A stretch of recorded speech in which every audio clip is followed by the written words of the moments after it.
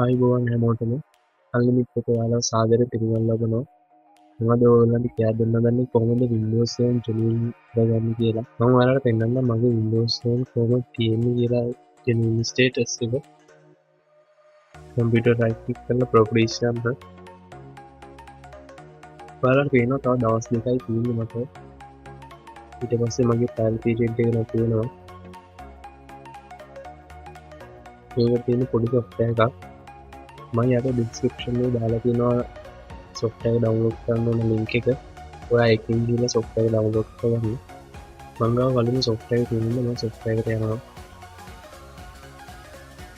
මේ තියෙන Windows 7 genuine කරන software එක මේක පොඩි software එකක්. megabyte 2.8ක zip file එකක් විදිහට මේක තියෙන්නේ. ඔයා ඒක extract කරගන්න ඕනේ.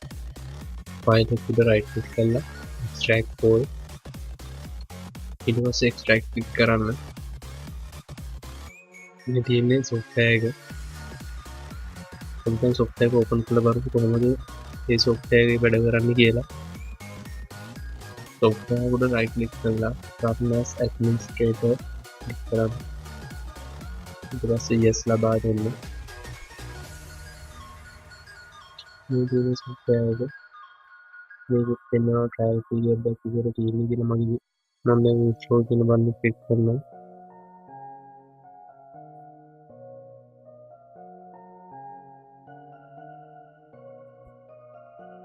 ඔයාලට software එකෙන්ම එනවා message box එකක් restart කරන්නද shutdown කරන්නද close කරන්නද කියලා.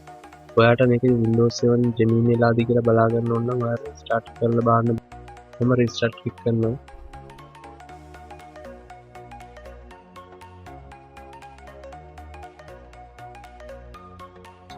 computer උඩ right click කරලා properties click කරන්න.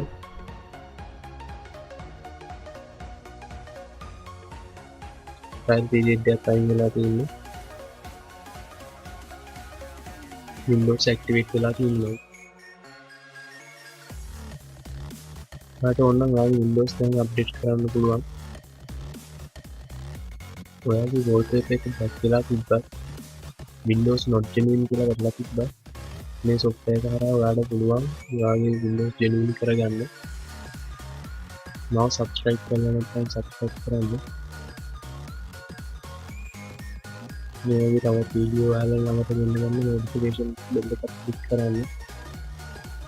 හරි එහෙනම් අපිට තවත් වීඩියෝ එකක් ගන්න.